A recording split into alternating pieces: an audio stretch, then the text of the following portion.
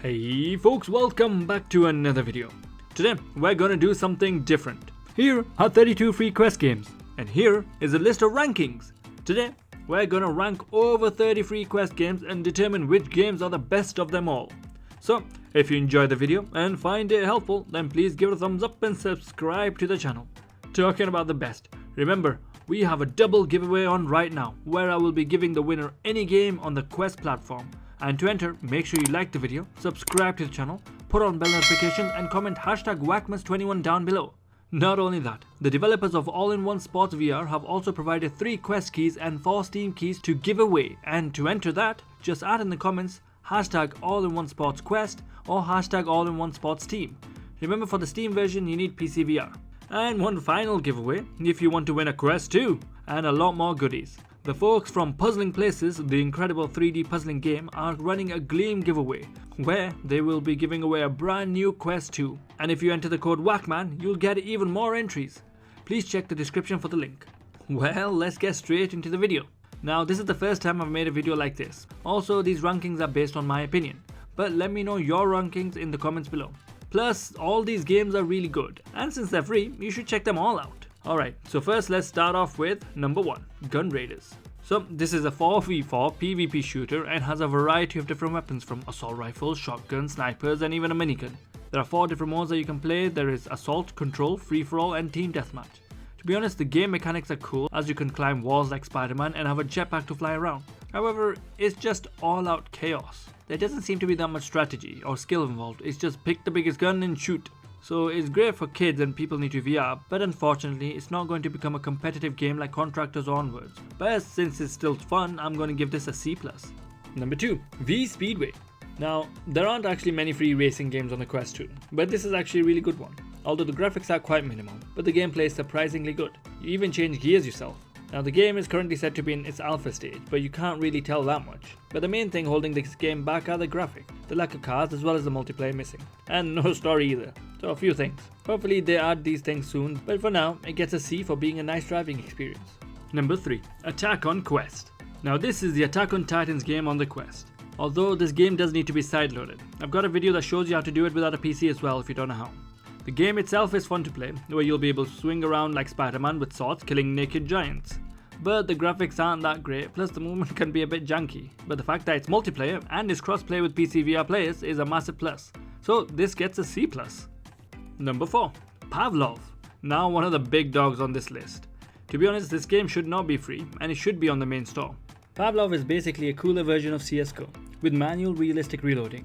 It might slightly lack the quality of Onwards and Contractors, however it's not far off, and the gameplay is a crap ton of fun. Not only that, you can get mods, maps and custom game modes, which make it incredible. Plus the player count is great since it's free. So Pavlov for me is an S-class. It's basically a must-have game for any Quest owner. Number 5, Epic Roller Coaster. This is the best roller coaster game on the Quest. It might also be the only one. They've also added a lot of new updates to the game, as well as a tutorial to test your level of motion sickness and tolerance. Now, there are a few maps that are free, and they are pretty cool. They give you the roller coaster experience as well as making you nauseous.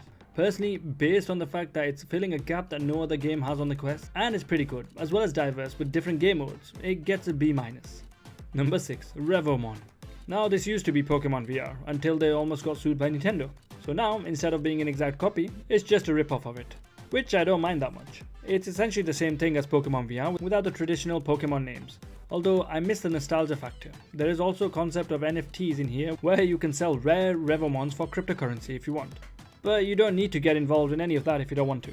Although I've heard someone sold a legendary Revomon for around $7,000. But anyway, the game itself is actually fun and it's real Pokemon battles. And they seem to have kept the same Pokemon moves as well. There are some bugs here and there. So I would give this game a B, which is still pretty good. Number 7, Gorilla Tag. Now, I know this is probably the best game for a lot of people, although what I will say, it's a mixed bag. The game is fun, but it's a lot more fun if you're on the younger side. This is mainly a multiplayer game where the people are actually what make the game fun. The locomotion game mechanic is very unique, running around with your arms and climbing walls by jumping side to side like at the Prince of Persia. So that's pretty cool. The graphics are just bad, but I've heard that's intentional, although still not an excuse. Now, what makes Gorilla Tag special are the mods, which keep getting turned off for the Quest. Now, I don't know if that's because of the issue they've had with the hackers or because they wanted to introduce microtransactions. But either way, they're inconsistent right now. Plus there's basically just one game mode, which is tag. But because of how fun the game is, it actually gets an A. Number 8. T for God. Now this game is actually incredible. It has achieved something so unique, which is physical locomotion, that I have not seen in any other game utilized other than the Eye of the Temple. But this game did it first and better. This is basically where there are no artificial locomotion options. You are the one that has to walk yourself, and there is a lot of walking. But the game designs it in a way that you use only your play space perfectly. Plus it's actually quite interesting.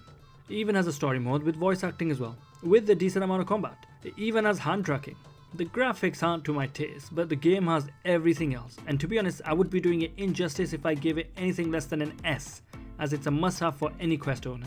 Number 9. Cards and Tankards. This is actually a very underrated card game. It has its own cards and rules. It feels a little similar to Yu-Gi-Oh! Or Pokemon, the card game, but different, since there are also multiple factions. The graphics are great, the community was nice when I tried it, and you can unlock new packs by just playing the game.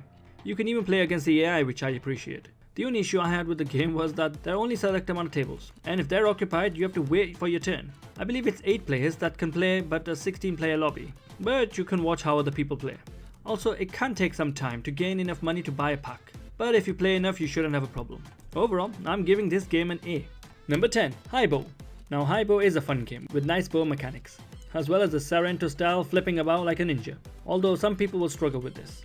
However, this game, like many other VR PvPs, suffer from the lack of players, as most of the time you will be playing with bots. Plus, they have a Battle Royale mode with only 10 players, although it doesn't matter as currently there aren't many people playing anyway.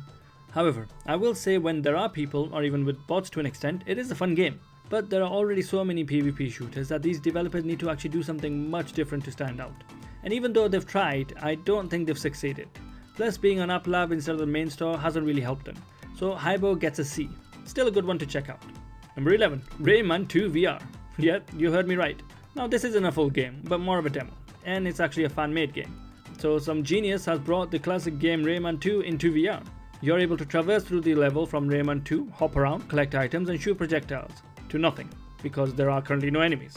This is an interesting demo to relive some nostalgia, but due to the lack of content for now it gets a D.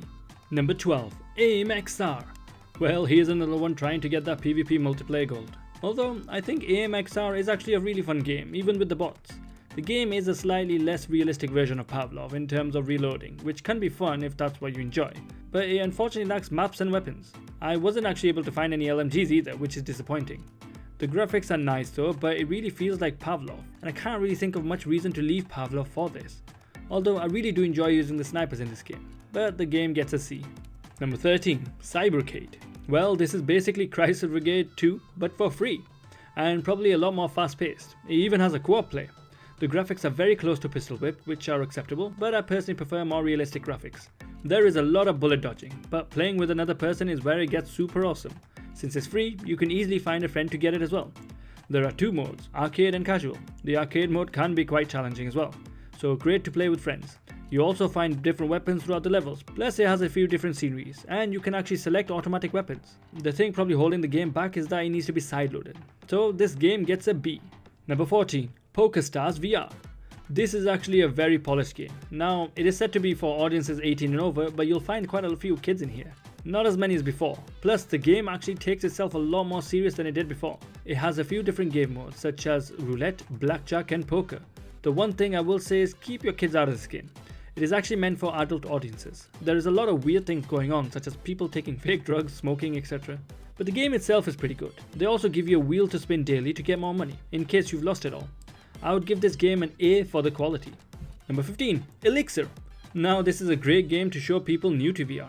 It has great hand tracking and that's how you move as well. The graphics are really nice and the effects it has are really cool, and the voice acting is really well done. The biggest issue with this is the length. It's very short, maybe about 10 to 15 minutes short. Although I highly recommend anyone new to VR to give it a go, but because it's a one and done type of game. On this list unfortunately it gets a D+, although I did really enjoy it, but only for 10 minutes. Number 16. Touring Karts VR. Now this one can give you a nice dose of motion sickness if you're not careful, but this is basically Mario Kart in VR. Although to avoid motion sickness, it has multiple different viewing options, but there's a lot of spinning around, so if you don't use other modes, you're likely to feel sick. The graphics are quite nice and the gameplay is fun. The game is multiplayer, but I couldn't really find anyone to play against, they were all bots. They also have a paid version which adds to the free version. The game is fun though, as you can grab items and throw them at your opponents. I did experience some bugs in the game which prevented me from moving on before I gave up. So overall this game gets a C+. Number 17. Hacks. Now this is currently classed as a demo, but it will be a multiplayer game. Currently you're able to play with bots, but once it goes multiplayer I can imagine it becoming paid. The game is basically a PvP shooter, where you're a robot fighting other robots. It has two different game modes, one is Team Deathmatch and the other is Terminals, which is basically domination. The game also has 4 difficulty levels for the bots, but they are all thick as bricks. The main unique thing about the game is that you can transform the ammo magazines to grenades, swords and axes. Although I don't really like the implementation of the grenades, they're hard to use and are slow. The time to kill with the weapons is extremely fast as well, which also means the time to die. Right now it feels a little empty with just the dumb bots. I also experienced some strange glitches not allowing me to grab my ammo magazine, but it fixed itself after I died. Also, I recommend anyone new to VR to change the turning to snap turning, as smooth turning is on by default, which will make you feel sick if you aren't used to it. That should not be the default. Overall, Hacks gets a C-. Number 18. OpenBrush. To be honest, we are lucky to have this free. This is basically Tilt Brush, but they made it open source for some reason and I've made it free. It's basically a 3D painting app in VR. You have different brushes, paint, fire, light, and the possibilities are actually endless. Tilt Brush is owned by Google, so they thought, let's let people have it for free. And this is exactly that, with the polish and quality of it as well. So now you don't need to pay $20 for this awesome app. So OpenBrush gets a B+. Number 19. Brisk Square. So this is basically similar to Pistol Whip, but with a sword and telekinetic powers, as well as a gun. The game is basically an endless runner where the scene is automatically moving towards you. There are enemies shooting at you and you need to see how long you can last by slashing and shooting enemies. However, the further you go, the faster the scene gets. It is actually quite challenging and every time you fail, you start from the beginning. The game is in early access, so it is being currently worked on. They recently added further features such as dual sword wielding as well as increased speed from the start. There's also a skill tree where you can develop your 3 main abilities, which include slowing down time and telekinesis. The graphics are reasonable, but the effects are a little bit of a letdown, as even the giant slabs of stone just disappear. The issue is that the game does get really repetitive after a while, so overall the game gets a C. Number 20. Battle Talent. Now this is basically a free version of Blade and Sorcery. It even has mod support. There are multiple enemies to kill as well as a progression system. There are realistic physics, magic powers and a varied amount of enemies. To be honest, given enough time, I think this game can be better than Blade and Sorcery, especially since the developer is working on multiplayer as well. But I think it needs a bit of time for the physics to also be tweaked. I also wish it had humanoid characters. But because it's so good, Battle Talent gets an A+, as it's a must-have. Number 21. Physics Playground. Now this game is like that meme. Mom, I want Boneworks. We have Boneworks at home. This is Boneworks at home. Not only that, this is actually an older version of the game's Sports Mode. Now Sports Mode is the paid game, and it's just the more polished and advanced version. However, this isn't bad either. The physics are here, so are some of the weapons, and you can spawn enemies and have fun killing them. Although there isn't really that much to do, and there aren't that many options. Eventually you'll probably just buy Sports Mode. So Physics Playground gets a D. Number 22. VRChat. Well, this is one of the most famous games on this list. A lot of people actually get a VR headset for VRChat. Although it is a very social game, where you can just chat to people, relax and even play games.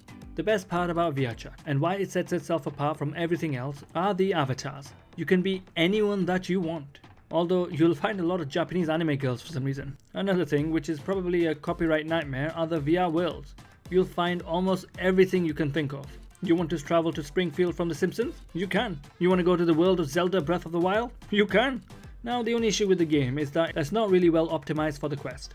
There are a lot of things that will be hidden from you, and a lot you can't experience due to the limitations of the Quest. So due to that, the Quest version of VRChat gets an A+. The PC version would have got an S. Number 23. Rec Room.